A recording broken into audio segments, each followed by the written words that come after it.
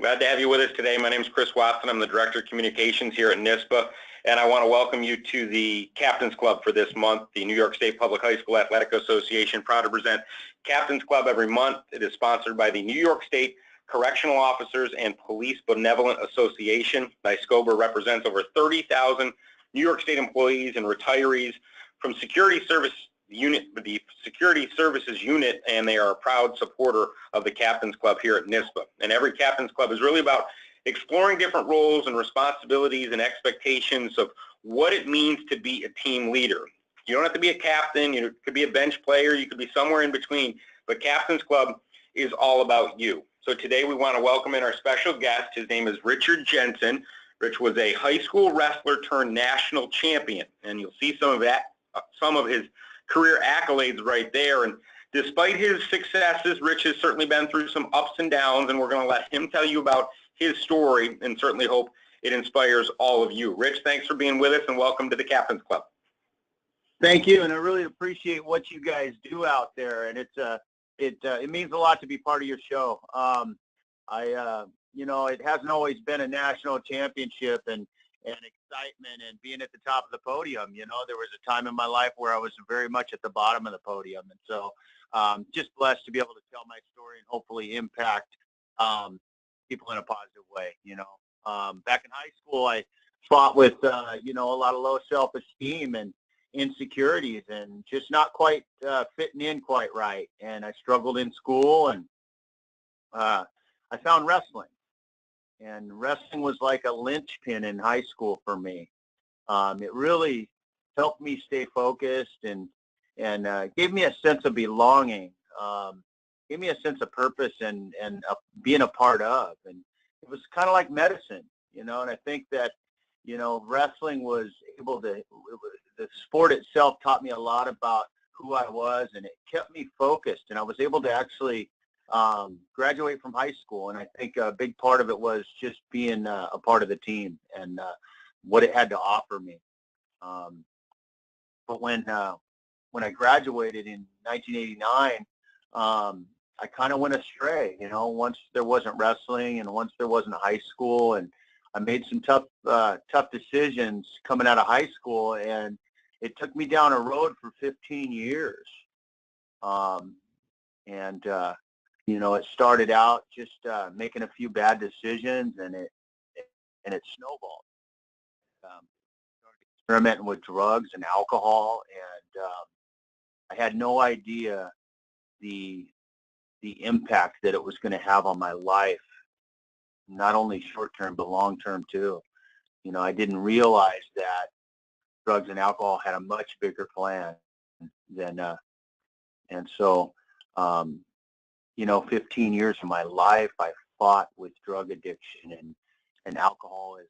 And started up fishing in Alaska, and it just kind of grabbed a hold, and it took me as far away from my loved ones and as far away from my goals and aspirations as it could.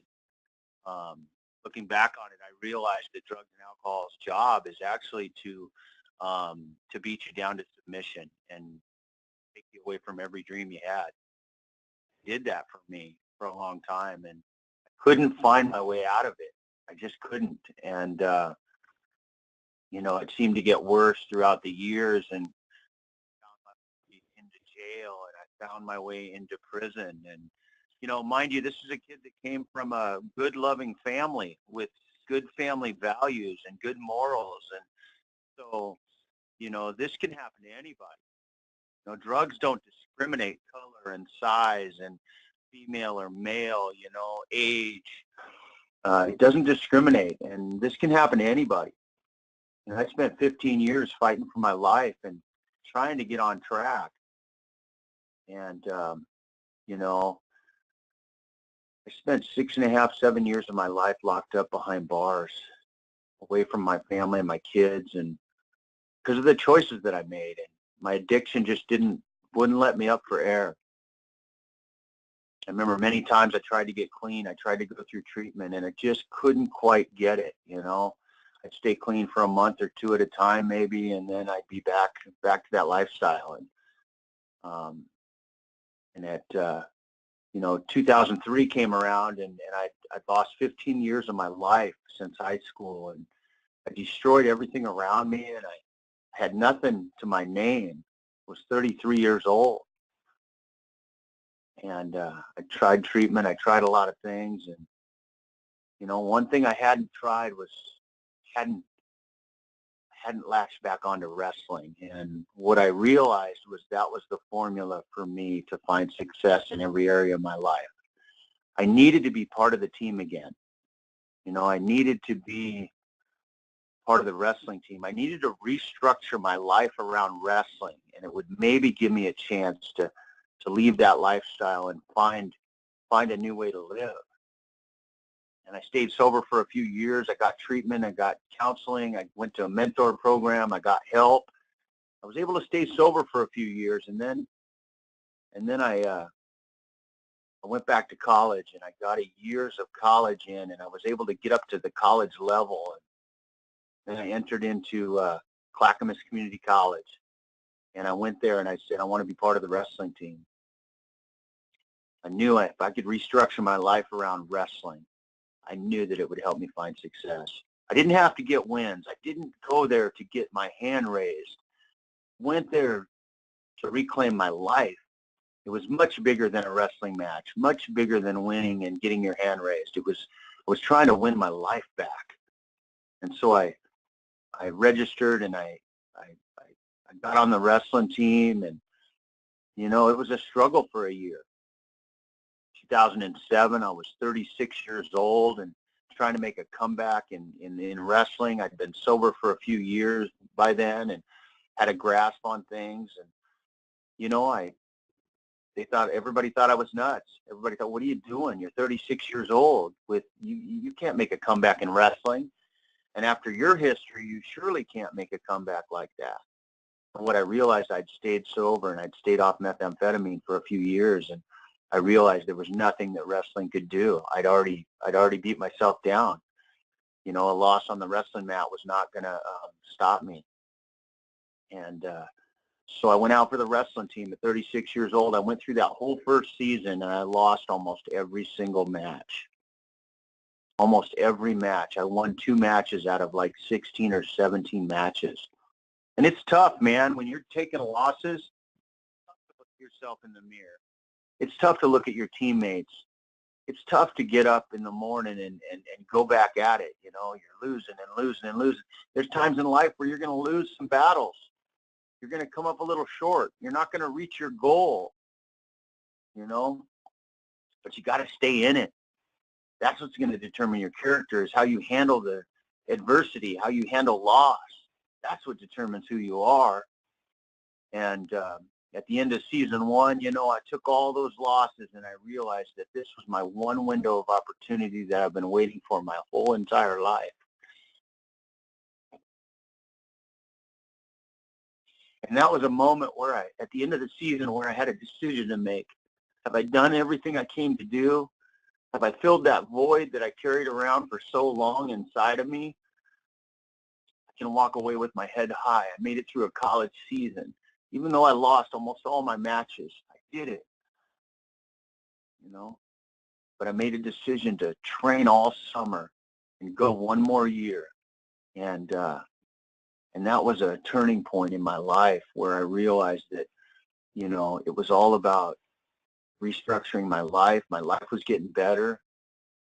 Things were getting better, and I was staying sober, and I realized that I'd been missing wrestling my whole entire life. So I trained all summer really hard. I trained twice a day. I cinched up my diet. By the end of the summer, I was 15 pounds lighter, and I was at a high of my life. I was in the best shape of my life. I was just ready to go into that second season on fire, and I ended up the very first tournament that second season. The team looked at me, the coach looked at me. They were like, what happened? That transformation through the summer, oh my gosh.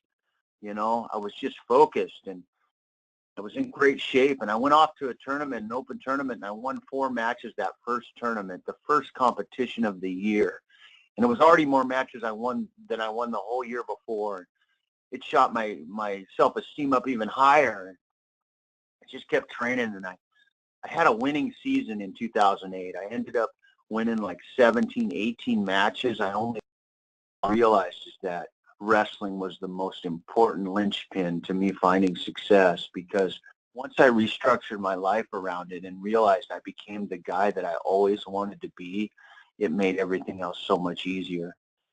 You know, I was able to really stay sober and be part of the team. But hey, so I graduated from college in '08. I had a great winning season. I went to the national tournament, and I went on for the next 8 years competing with the Masters, and I became a 5-time All-American. I competed at the World Championships last year, and I won the 2016 National Championships.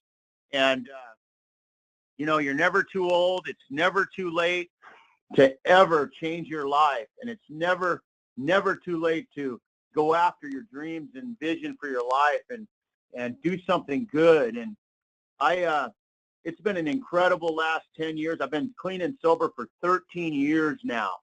And back in 2008, when I went to the national tournament, ESPN grabbed a hold of my story and they played it on national television.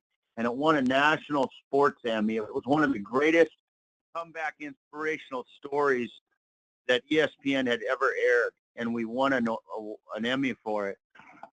And when that happened, what I realized was that with my history and my story, I couldn't sit home on my hands with it, because these kids need to understand, people need to understand the dangers of poor choices, the dangers of addiction, the dangers of experimenting with drugs.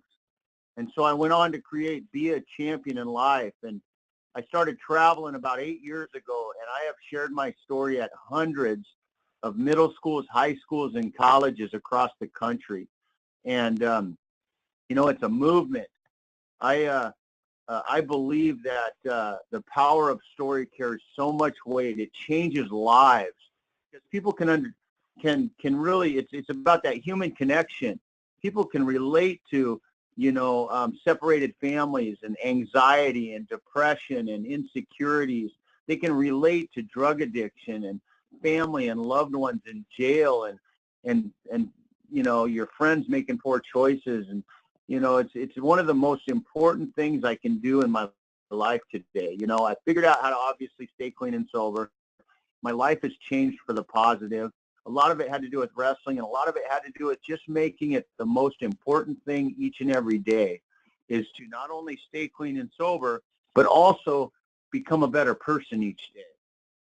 And, you know, becoming a man of integrity and a great father and a husband, and all those things happen because I've chose to make good choices, and I've chose to make it important in my life. And so, you know, the message in my story, it's a very inspirational story, and it's gotten a lot of notoriety, and I've got a huge following. And, you know, the thing is, my goal today is to talk to every single kid in the country. That's my goal, because these kids can relate to my story. They can relate to the insecurities as a kid and experimenting and how it snowballs. And, you know, the impact that I'm having today, it's just very, I just feel blessed. I just feel blessed. You know, it's tough to recognize that I had to go through all those hardships and the years of prison and jail and separation from family, but to come back tenfold and be able to make the impact that we're making, I just feel really blessed for that. And I'd encourage all the listeners and to go to the website. It's beachampioninlife.com, and the ESPN documentary is there. I would encourage you to go watch it and share it with any family members, any kids that you want to, because there's a lot of life lessons in it, and it can help create some really tough conversations.